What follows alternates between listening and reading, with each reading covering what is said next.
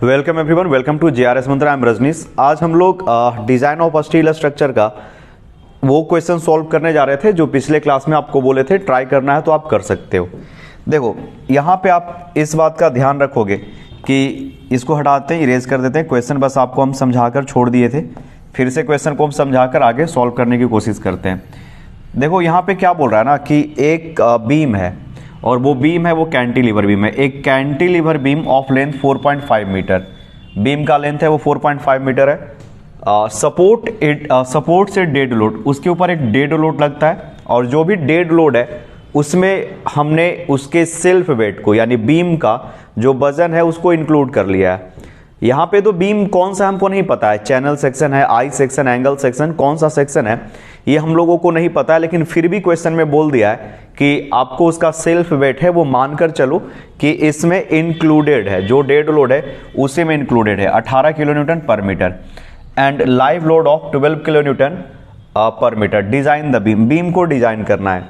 यानी पहले आपको क्या करना है कि लोड को रोकने के लिए, जो भी इसके ऊपर लोड लग रहा है उस लोड को रोकने के लिए कौन सा बीम सबसे ज्यादा सूटेबल है। आपका जो स्टील टेबल है उसमें बहुत सारा सेक्शन दिया हुआ है, सबका अपना अपना एक प्रॉपर्टी है, अलग अलग मजबूती है, उनमें से कोई एक बीम को पिक करना है। पिक करने के बाद यानी चुनने के बाद, चूज करने के बाद आपको एक बार उसका वेरीफाई भी करवाना है।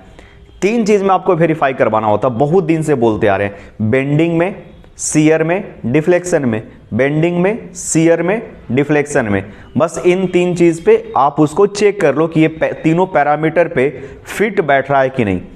अगर तीनों पे फिट है तो ये बीम जो आपने चूज किया है वो बेस्ट है, यानी सेफ है।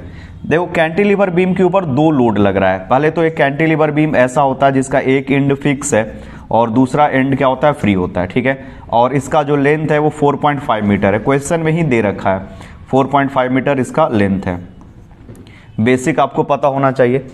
इसके ऊपर जो लोड लग रहा है, अगर बात करते हैं बाबू, सॉल्यूशन स्टार्ट कर रहे हैं, सॉल्यूशन यहां से स्टार्ट करें। देखो लाइव लोड है वो दिया हुआ है, लाइव लोड है वो कितना दिया हुआ है, लाइव लोड है वो 12 किलो न्यूटन पर मीटर, ठीक है, यानी लाइव लोड लग रहा है और प्लस डेड लोड दिया हुआ है।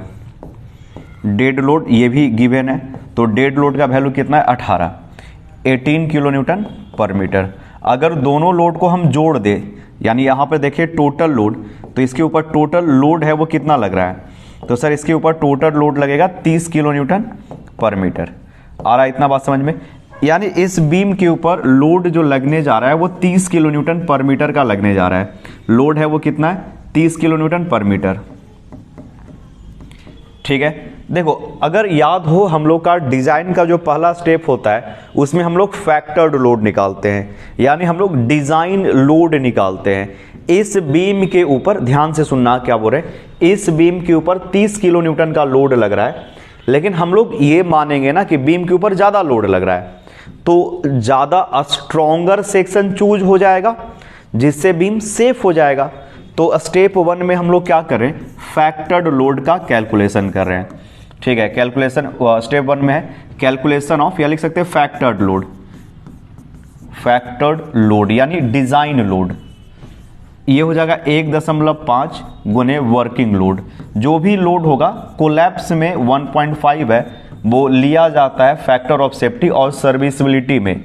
दो चीज होता है, लिमिट स्टेट ऑफ कोलैप्स जो बताएंगे कुछ ही दिनों में ये स्टार्ट हो जाएगा। तो फैक्टर लोड हो जाएगा 1.5 गुने वर्किंग लोड, ठीक है। यहाँ पे तो फैक्टर लोड का वैल्यू हो जाएगा 1.5 गुने वर्किंग लोड यानी 30, कितना हो गया 45 किलो न्यूटन पर मीटर। अब हम लोग ऐसा मानेंगे ना, देखो एक्चुअल में बीम के ऊपर 30 किलो न्यूटन पर मीटर का ही लोड लग रहा है, लेकिन हम लोग मानेंगे कि उस बीम के ऊपर यानी इस कैंटिलीवर बीम के ऊपर जो लोड लगने वाला है वो 45 लग रहा है। तो इसके लिए आप जो सेक्शन डिसाइड करोगे वो स्ट्रॉन्गर होगा, वो ज़्यादा लोड को रोक पाएगा, ज़्यादा मूवमेंट को रोक पाएगा, और इससे हम लोगों को क्या मिल जाएगा, एक स्ट्रॉन्गर सेक्शन मिलेगा। और वो सेक्शन 45 के लिए सफिशियंट है तो ऑब्वियस सी बात है कि 30 के लिए भी वो सफिशियंट हो जाएगा, 30 किलो न्यूटन पर मीटर के लिए भी वो ओके होगा। चलो आगे बढ़ते हैं। स्टेप 2 अगर हम लोग देखें, यहां तक आप पॉज करके नोट करना चाहो तो नोट कर लो। अगर इसके बाद हम लोग निकालना चाहे स्टेप 2 में calculation of bending moment and shear force, calculation of calculation of bending moment and shear force, shear force SF।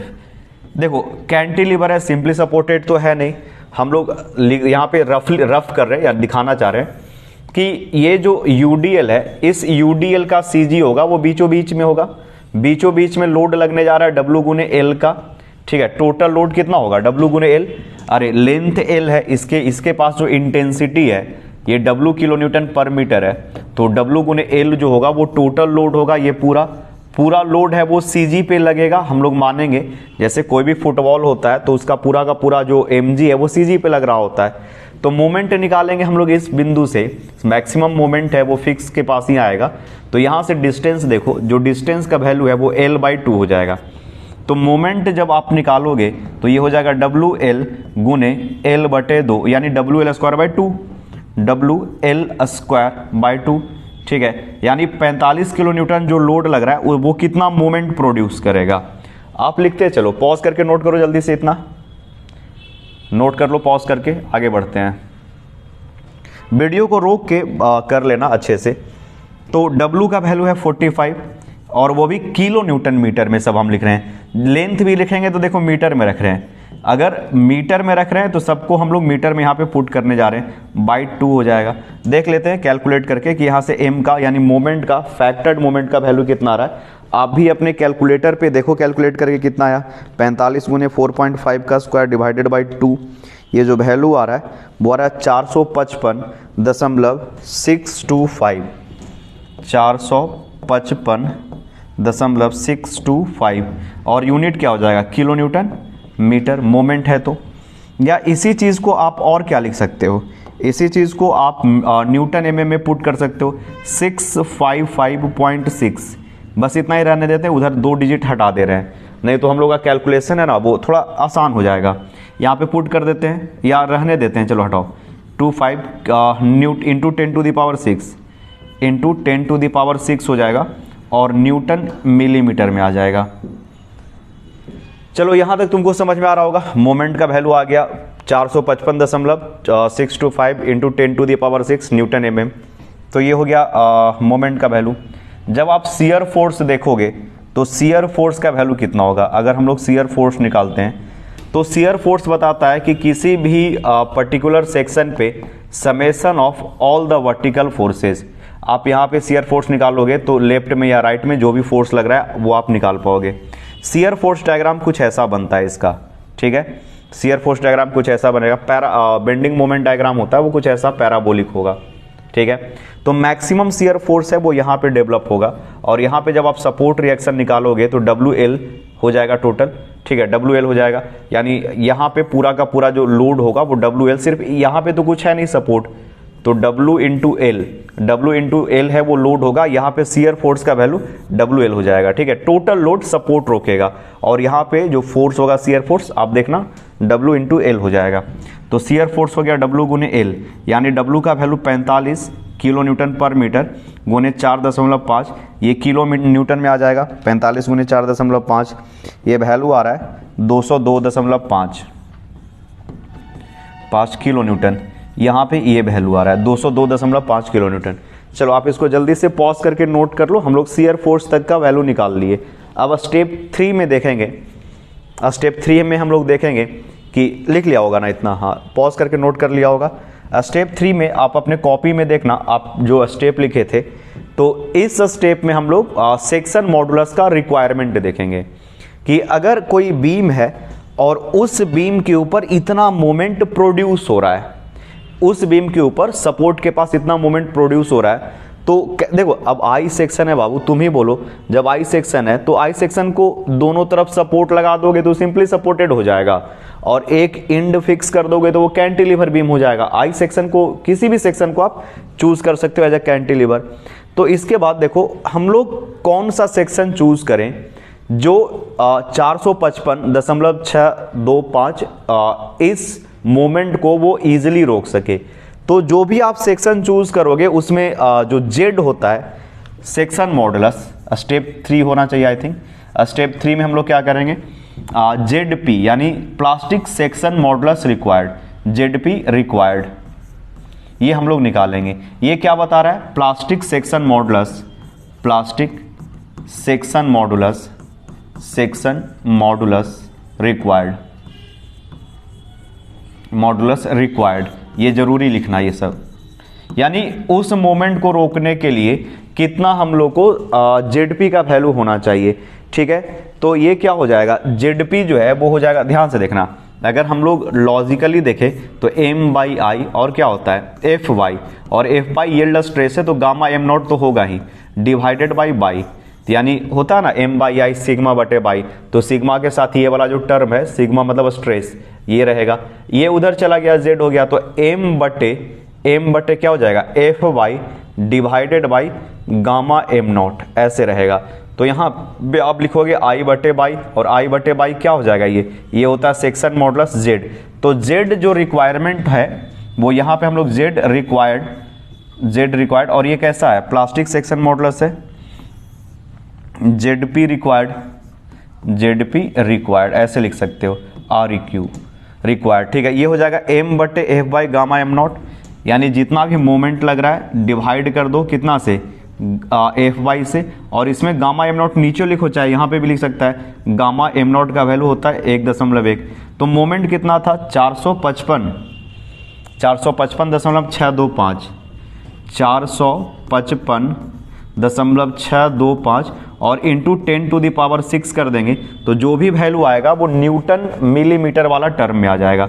और यहाँ पे कितना हो जाएगा, अगर Fy का वैल्यू कितना है 250 और गामा m0 का वैल्यू कितना होता है 1.1, तो यहाँ से हम लिख देते हैं Fy यानी 250 और डिवाइडेड बाई 1.1। पहले आप इसको सॉल्व कर लो कि इसका वैल्यू कितना होगा, फिर आप देख लेना, या 1.1 को ऊपर आप लेकर जा सकते हो, 455.625 डिवाइडेड बाई 250।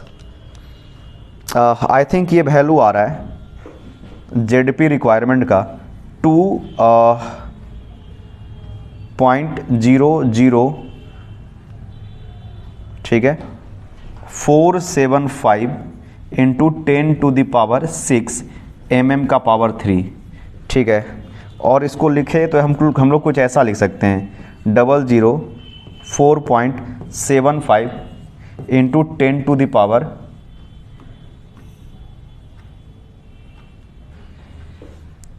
इंटू 10⁻³ ऐसा लिख दे, और ये mm का हो जाएगा पावर 3। और एक स्टेप लिखना चाहे तो देखो IS कोड में ना मिलीमीटर के पावर 3 में नहीं, सेंटीमीटर के पावर 3 में रहता है। तो जैसे इसको हम लोग सेंटीमीटर वाला में कन्वर्ट करेंगे तो आपको कन्वर्ट करने आना चाहिए 0.75 सेंटीमीटर का पावर 3 हो जाएगा, ठीक है। तो मिलीमीटर से सेंटीमीटर में कन्वर्ट कर दिए तो 10⁻³ चला गया, क्योंकि 10 मिलीमीटर के बराबर होता है 1 सेंटीमीटर, ठीक है। तो यहाँ पे 10 10 10 3 बार चला गया और सेंटीमीटर में कन्वर्ट हो गया।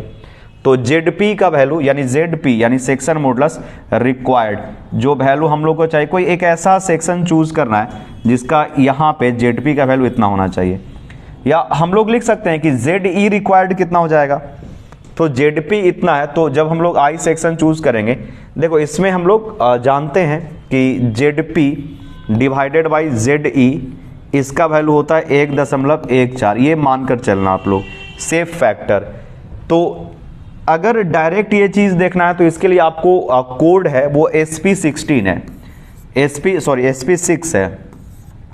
SP6 में ZP रिक्वायर्ड डायरेक्ट दिया हुआ है, लेकिन हम लोग का जो स्टील टेबल है ना उसमें बदमाशी कर दिया है, उसमें दिया ही नहीं है ZP, ZE दिया है।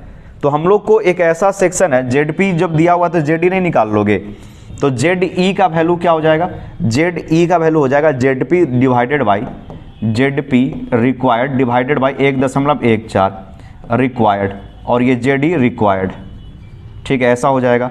बस यहाँ वैल्यू पुट कर दो 4.75 डिवाइडेड बाई 1.14, देखते हैं वैल्यू कितना आ रहा है।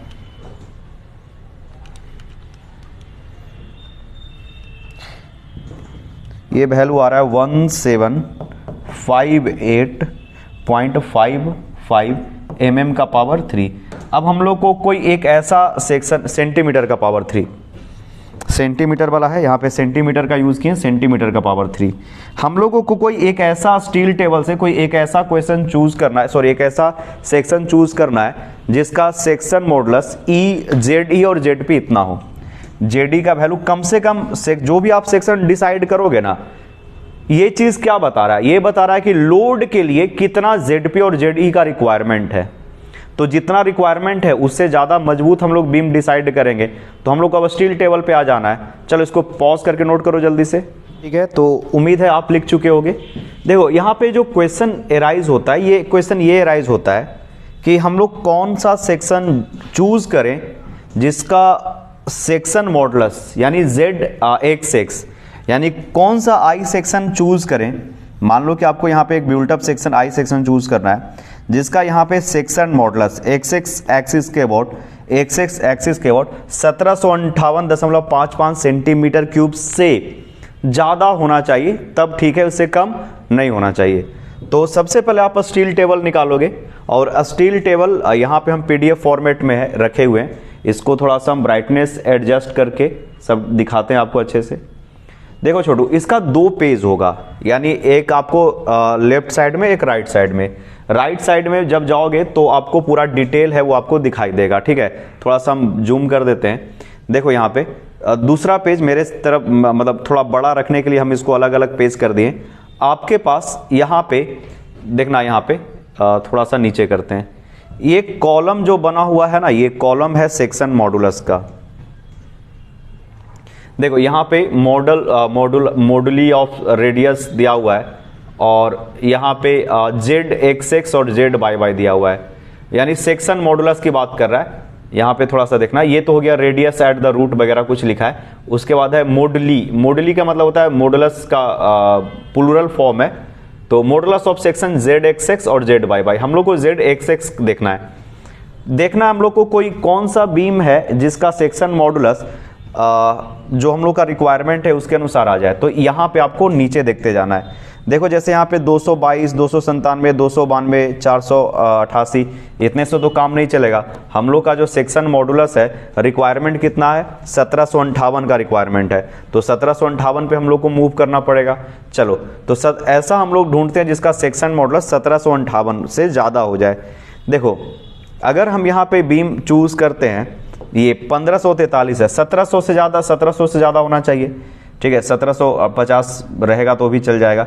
यहाँ पे देखो 1500, इससे काम नहीं बन पाएगा, ये सब तो और कम होते जा रहा है। These are not suitable. इसके बाद ये दोनों सूटेबल है, ठीक है। तो ये दोनों सूटेबल है। यहाँ पे प्रॉब्लम ये है कि ये चूज करते हैं तो बीम हम लोग का ज़्यादा मजबूत हो जाएगा, पैसा ज़्यादा लगेगा क्योंकि वेट ज़्यादा होगा। तो हम लोग ये चूज करते हैं 1933। अब हम लोग देखेंगे कि ये सेक्शन मॉडुलस किसका है। हम लोग इधर आए ऐसे चलते गए सामने और देखें कि यहाँ पे ISLB 550 बता रहा है। ISLB कितना बता रहा है, 550। तो हम लोग कौन सा सेक्शन चूज करेंगे, ISLB 550, हम लोग ये सेक्शन चूज कर लिए। तो लाइट बीम हो गया, इंडियन स्टैंडर्ड लाइट बीम। इसी सेक्शन का आपको सारा प्रॉपर्टी अब लिख देना है, यानी उसका एरिया कितना होगा, थिकनेस ऑफ फ्लेंज कितना होगा, ये आपको देखना है। तो एक पेज में आपको ISLB 550, यही हम लोग चूज किए थे ना, ISLB 550, ये ISLB 550। तो यहाँ पे अब आपको सारा जो इंफॉर्मेशन है, जो भी डेटा है, यहाँ पे आपको सब कुछ मिल जाएगा, ठीक है छोटू। यहाँ पे सारा इंफॉर्मेशन मिल जाएगा। तो हम थोड़ा सा इसको नीचे करते हैं, उसके बाद आपको दिखाते हैं ISLB 550 का सारा यहाँ पे डेटा। ऊपर भी तो दिखना चाहिए, ठीक है। तो काफ़ी ज़्यादा नीचे हो रहा है। चलो देखो यहाँ पे लिखा हुआ क्या है, वेट है, सेक्शन एरिया है, डेप्थ ऑफ द सेक्शन है। तो ISLB 550 का जितना भी डेटा इन रिक्वायरमेंट है वो यहाँ पे सब कुछ लिखा हुआ है। जैसे फॉर एग्जांपल अगर आपको देखना है कि विड्थ ऑफ द फ्लेंज कितना होगा, तो विड्थ ऑफ द फ्लेंज यहाँ पे आ जाओ नीचे, 190 विड्थ ऑफ द फ्लेंज मिल गया। थिकनेस कितना होगा, थिकनेस ऑफ फ्लेंज, तो उसको देखने के लिए आपको आना पड़ेगा नीचे। इस तरह से आप सारा डेटा है वो लिखोगे। तो हम लोग डिसाइड कर लिए हैं ISLB, यहाँ पे लिखते हैं ISLB लाइट बीम 550, ठीक है। अब इसका जितना डेटा है वो हम देख कर लिख देते हैं। ठीक है, आप भी क्या करोगे, इसको लिख लोगे। जल्दी से लिख देते हैं हम, पॉज करके वीडियो को अच्छे से लिख देते हैं।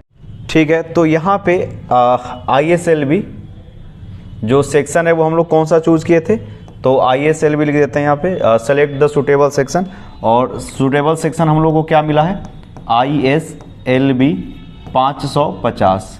ठीक है, तो इसके जितना भी इसका रिक्वायर्ड इंफॉर्मेशन होगा वो सब यहाँ पे हम लिख दिए। ठीक है, कोड से देखकर लिख दिए, आप चेक कर लेना एक बार।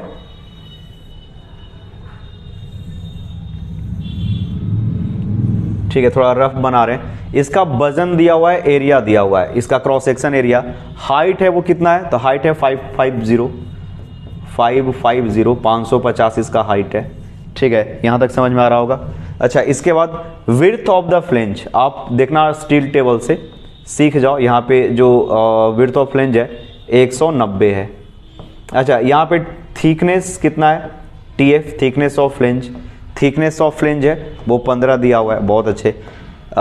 स्टील टेबल की मदद से ये थिकनेस ऑफ वेव आपको दिखेगा, यहाँ पे आपको क्या दिखेगा, TW, थिकनेस ऑफ वेव है 9.9। आगे बढ़ जाते हैं, IXX यानी moment of inertia about XX axis, ये जो एक्सिस है XX एक्सिस के अबाउट मोमेंट ऑफ इनर्शिया दिया हुआ है। ठीक है, और ZE के जगह पे ZXX लिखा रहेगा। ये जो ZXX है ना, यहाँ पे लिखा रहेगा, यही ZE होता है, इलास्टिक या बोलो ZXX। ठीक है, ये दिया हुआ है कितना, 1933.2 इंटू 10⁻³ मिलीमीटर का पावर 3 कन्वर्ट कर दिए। ZP का वैल्यू हम लोग कैलकुलेट कर लिए बाई हाउ, पहले कैसे, ZP divided by ZE equal to safe factor, तो हम लोग इतना माने हैं, तो ZP का वैल्यू हो जाएगा वो 1.14 गुने 1933.2 गुने 10 का पावर 3, ये वाला वैल्यू लिए। तो यहाँ पे 10⁻³ मिसिंग है, इंटू 10⁻³ हो जाएगा मिलीमीटर का पावर 3। या यहाँ पे देखोगे सेंटीमीटर में कन्वर्ट करोगे तो 2203.848 और सेंटीमीटर का पावर 3 हो जाएगा। तो सेक्शन मॉडुलस क्या जितना रिक्वायर्ड है उससे ज़्यादा है। ये दिस इज द प्रोवाइडेड, ये ZP प्रोवाइडेड है। ठीक है, ये क्या है बाबू, ZP provided, PRO ZP provided जो है वो ग्रेटर देन है ZP रिक्वायर्ड। ZP रिक्वायर्ड कितना था, तो रिक्वायर्ड था 2004 का, यानी 2004.75 का 2004 का रिक्वायरमेंट है। अब 2200 हम लोग प्रोवाइड करें, तो बीम तो स्ट्रोंगर है, that's why it is a safe selection. जो हम लोगों ने बीम का सिलेक्शन लिया है वो सेफ किया है, तो ZP जो प्रोवाइड कर रहे हैं वो ठीक है, यहां से हम लोग का हो गया। चलो अब आगे बढ़ जाते हैं।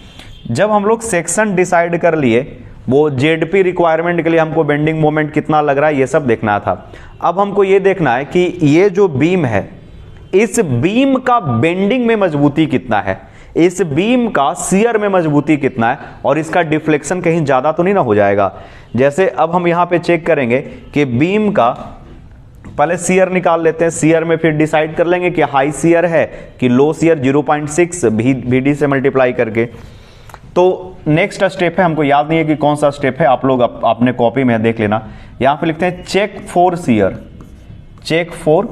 शियर, और यहां पे लिखते हैं VD है वो है डिजाइन शियर स्ट्रेंथ, यानी बीम का शियर में मजबूती। जो आपने बीम प्रोवाइड किया है ISLB, इस बीम का पूछ रहा है कि कितना मजबूती है, इस बीम का मजबूती कितना है। You have to find the strength of the beam, beam का आपको मजबूती यहां से फाइंड आउट करना है। यहां से बीम का आपको क्या फाइंड आउट करना है, मजबूती फाइंड आउट करना है। तो बीम कौन सा है बाबू, ISLB 550, थिकनेस ऑफ वेव हम लोग को पता है TW, और यही पार्ट जो है वो शियर को रोकेगा। Shear is taken by the wave only, ये जो वेव है वही रोकेगा। तो इसका एरिया हो जाएगा H गुने TW। ठीक है, तो VD का वैल्यू होता है वो आपको पता है, आपको क्या करना है, तो सर FY, जब भी हम लोग शियर की बात करेंगे तो √3, partial safety factor gamma am not, ये तो हो गया stress, this is the stress. Stress यानी आपको अब इसमें किससे मल्टीप्लाई करना है, एरिया से, स्ट्रेस गुने एरिया, बस आपको इतना ही करना होता है। तो ये हो गया स्ट्रेस, और एरिया क्या हो गया, तो एरिया हो गया हाइट गुने TW, यानी एरिया ऑफ द वेव। होता है ना फोर्स, क्या होता है, फोर्स होता है सर स्ट्रेस गुने एरिया, तो स्ट्रेस पता है, एरिया पता है, तो आपको शियर फोर्स निकल जाएगा। Fy का वैल्यू 250 डिवाइडेड बाई √3 गुने 1.1 गुने h का वैल्यू कितना है 550, और थिकनेस ऑफ वेव हम लोग देख लेंगे जो भी डेटा लिखे थे। TW का वैल्यू कितना है बाबू, TW का वैल्यू है 9.9 मल्टीप्लाई करके देखो वैल्यू कितना आ रहा है, जल्दी से मल्टीप्लाई करके बता दो कितना आ रहा है। यहाँ पे जब मल्टीप्लाई करोगे तो आपको सारा कुछ अच्छे से दिख जाएगा। यहाँ पे शियर फोर्स का जो वैल्यू आ रहा है लिख देते हैं, तो मल्टीप्लाई करने के बाद आ रहा है 714.47 किलो न्यूटन, और 10⁻³ है तो किलो न्यूटन में कन्वर्ट कर दिए। जो शियर फोर्स लोड के कारण आ रहा था वो 202.5 आ रहा था। मात्र इतना शियर फोर्स को रोकना है, बीम को रोकना है 202 को, लेकिन इसका मजबूती क्या है, ये क्या बता रहा है, शियर स्ट्रेंथ बीम का, ये जो आई सेक्शन है इसका मजबूती कितना है, तो सर 714.47, इतना ये शियर को रोक पाएगा। और शियर लोड के कारण आ कितना रहा है, तो लोड के कारण मात्र इतना आ रहा है। तो we can say that here we have, here क्या मिला आपको, VD है वो बहुत ज्यादा है V से, यानी डिजाइन शियर है इसलिए बहुत ज्यादा। तो पहले तो ये क्या हो गया, सेफ हो गया, पहले हम लोग क्या कर दिए, सेफ कर दिए कि ये सेफ है, यानी बीम जो है वो शियर में सेफ है। बीम इज यानी ISLB 550 is safe in shear, shear में इसको कोई टेंशन नहीं होने जा रहा है। बहुत अच्छे।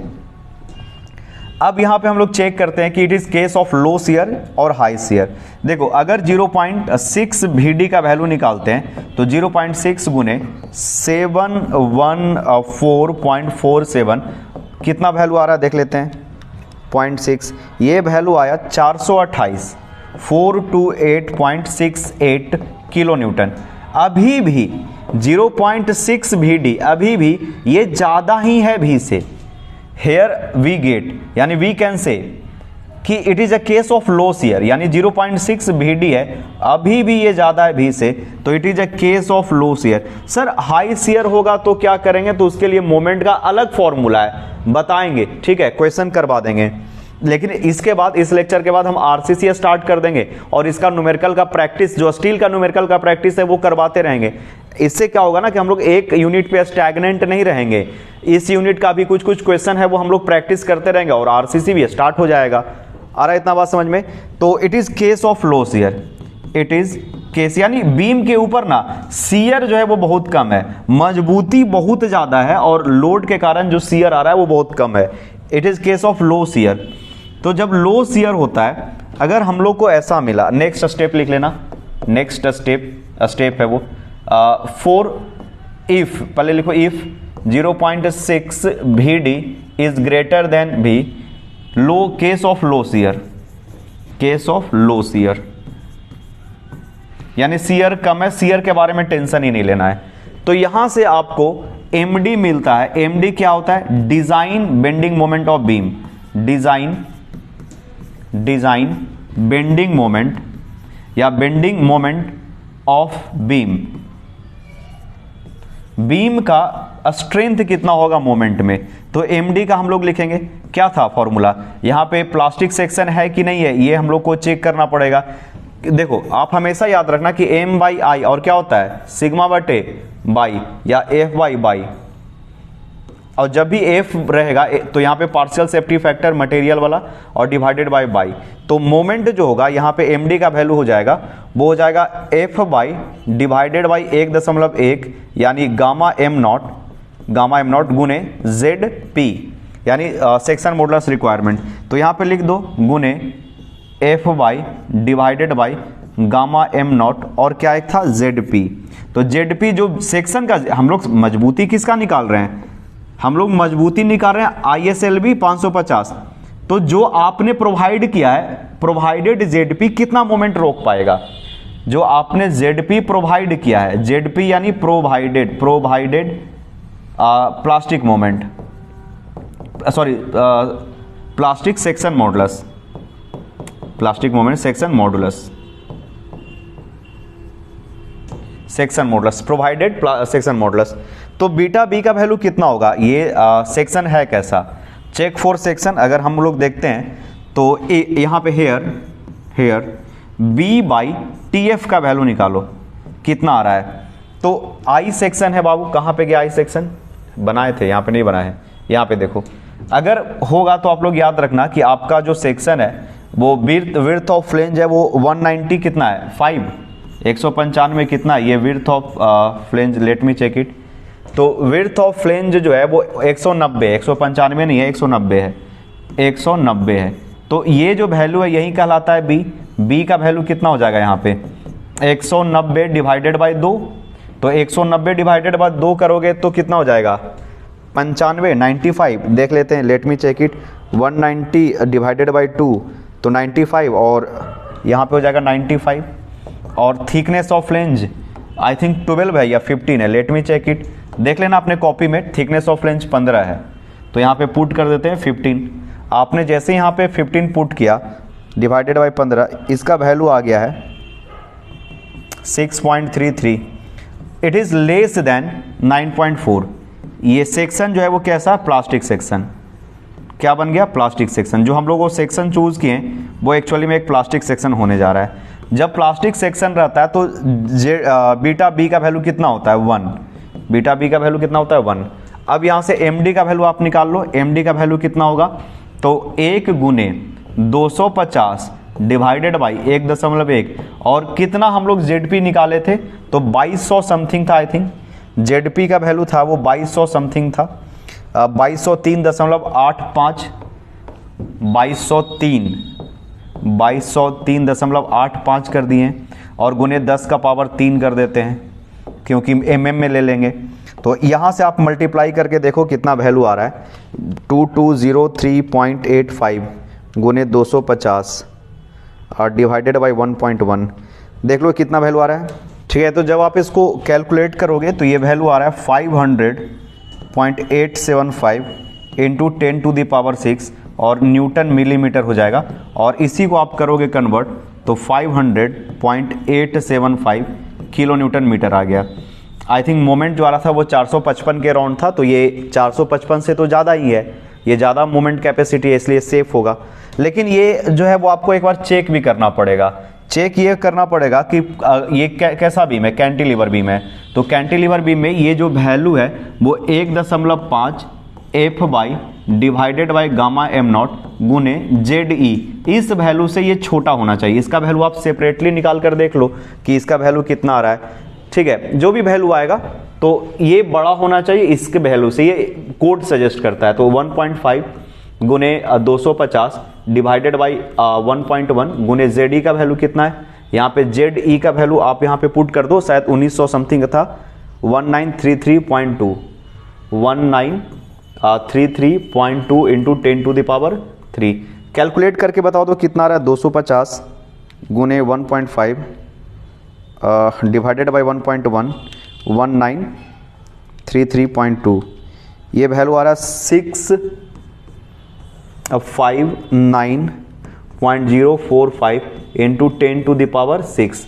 तो ये वैल्यू तो है ही बड़ा, आ गया ना हम लोग का ये वैल्यू, तो ये सेफ है, यानी जो ये डेटा आया है वो सही है। चलो यहाँ से जल्दी से आगे बढ़ते हैं बाबू, जल्दी करो, लिखो इसको जल्दी। तो हम लोग क्या है, जो ISLB है वो सेफ है बेंडिंग में, शियर में भी सेफ है, बेंडिंग में भी सेफ है। तो यहाँ लिखते हैं it is safe in bending, यानी बेंडिंग में नहीं टूटेगा। कैपेसिटी इतना है और जो लोड लग रहा है वो 455 के अराउंड था। अब हम लोग को चेक करना है डिफ्लेक्शन। ठीक है, अब लास्ट स्टेप डिफ्लेक्शन में हम लोग को चेक करना है कि IS जो ये बीम है वो डिफ्लेक्शन में सेफ है या नहीं। तो लास्ट स्टेप लिखना नहीं, आप लिख लेना कौन सा स्टेप है। यहाँ पे हम लोग करेंगे चेक फॉर डिफ्लेक्शन। डिफ्लेक्शन, यानी जो बीम है वो एक्सेसिव डिफ्लेक्शन तो नहीं हो रहा है, बहुत ज़्यादा डिफ्लेक्शन तो नहीं हो रहा है। और डिफ्लेक्शन जो होता है, vibration, deflection, crack, these are the serviceability criteria. Serviceability criteria. और जब हम लोग सर्विसबिलिटी क्राइटेरिया करते हैं तो फैक्टर ऑफ सेफ्टी 1 होता है, यानी जब आप यहाँ पे फैक्टर्ड लोड निकालोगे तो लोड का वैल्यू जो है वो 1.5 से मल्टीप्लाई नहीं करना है, तो ये 30 किलो न्यूटन पर मीटर ही रहेगा। कैंटिलीवर बीम के लिए जब हम लोग डिफ्लेक्शन निकालते हैं तो इस लोड के कारण डिफ्लेक्शन जो है बाई का वैल्यू कितना हो जाएगा, तो सर WL का पावर 4 डिवाइडेड बाई 8 EI, ठीक है। देखो W का वैल्यू कितना है, लोड का वैल्यू है, W का वैल्यू है वो 30 किलो न्यूटन पर मीटर है, तो 30 गुने 10 का power 3 newton divided by 10 to the power 3 millimetre, convert हो गया न्यूटन मिलीमीटर में हम लोग वैल्यू लिख देते हैं, तो 30 न्यूटन mm में हो गया है। L का वैल्यू, लेंथ कितना है, तो 4500, लेंथ कर देते हैं 4500, 4.5 मीटर को कन्वर्ट कर दिए, तो 4500 का पावर 4 डिवाइडेड बाई 8, E का वैल्यू कितना है, 2 गुने 10 का पावर 5, और I का वैल्यू आपको देख लेना है, सेक्शन का जहां पे आपने प्रॉपर्टी लिख रखा है वहां पे ही आपको I का वैल्यू, IXX का वैल्यू निकल जाएगा, और IXX का वैल्यू है यहाँ पे 53,161 गुने 10 का पावर 4, 53,161.6 लिख देते हैं, 53,161.6 गुने 10 का पावर 4 गुने 10 का पावर 4। कैलकुलेट करो तो वैल्यू देखो कितना आ रहा है, जल्दी से इस वैल्यू को कैलकुलेट करो।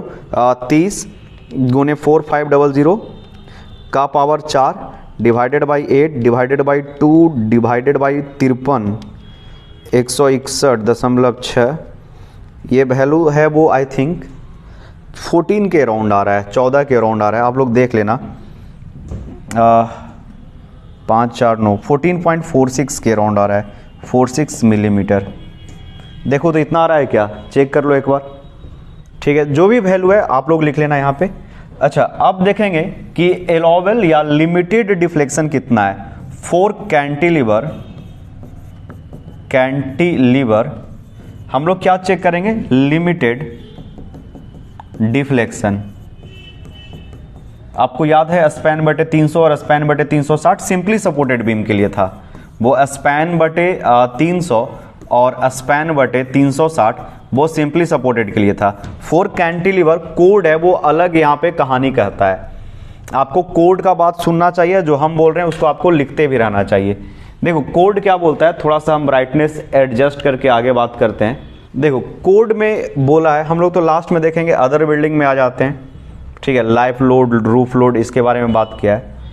तो जब वर्टिकल लोड होगा, ये इंडस्ट्रियल बिल्डिंग है, अगर आप चीज़ों को देखोगे ना, पेज नंबर 31 कौन सा है बाबू, IS कोड का पेज नंबर 31 निकालोगे आप, पेज नंबर 31 पढ़ो, यहाँ पे आपको दिखाई देगा।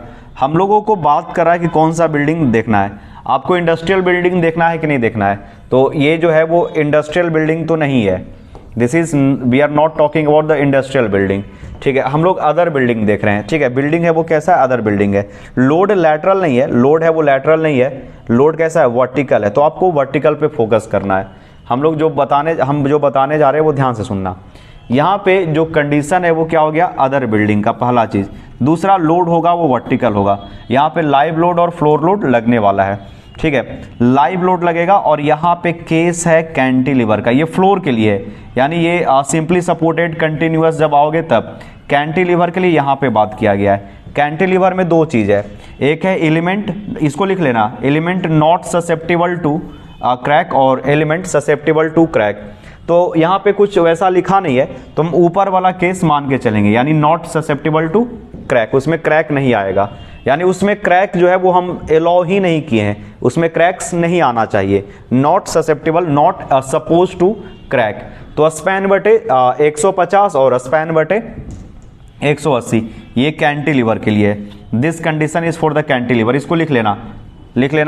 तो आगे बढ़ जाते हैं, यहाँ पे हम स्पैन बटे 150 का वैल्यू निकालेंगे और देखेंगे कि हम लोग का जो ये बीम है कैंटिलीवर, ये सेफ है कि नहीं, ये कितना झुक सकता है, ठीक है। ये हम लोग देखना चाह रहे हैं। तो बाई का वैल्यू जो है वो हो जाएगा स्पैन बटे 150। 150 स्पैन कितना बाबू 4500, नीचे 150, 1010 30 mm तक एलॉ किया जा सकता है। और लोड के कारण बस इतना ही डिफ्लेक्शन आएगा। हम लोग इतना डिफ्लेक्शन 30 तक ले जा सकते हैं, लेकिन है इतना ही। तो ये क्या हो गया, safe in deflection. Safe in deflection यानी बीम जो है वो डिफ्लेक्ट जो है लोड के कारण मात्र इतना करेगा, 14 यानी 15 मिलीमीटर के आसपास करेगा। और हम लोग क्या किए, जब देखे कोड के अकॉर्डिंग, तो ये डिफ्लेक्शन है वो क्या है, अच्छा है, सेफ है। चलो ठीक है, थोड़ा सा कर देते हैं यहाँ पे लाइट एडजस्ट। और आज का लेक्चर यहीं पे रहने देते हैं। In the next video lecture हम लोग स्टार्ट करेंगे अपना आरसीसी। अच्छे से पढ़ाएंगे, बहुत अच्छा आपको आरसीसी लगेगा। आरसीसी इससे थोड़ा आसान है, बट बहुत मेहनत किए हैं हम स्टील डिजाइन में। और भी कुछ क्वेश्चन है, प्रैक्टिस करवाते रहेंगे और होमवर्क क्वेश्चन देते रहेंगे। प्रैक्टिस करने के लिए भी आपको कुछ क्वेश्चन हम देते रहेंगे बीच बीच में। तो मिलते हैं नेक्स्ट क्लास में। Thank you everyone.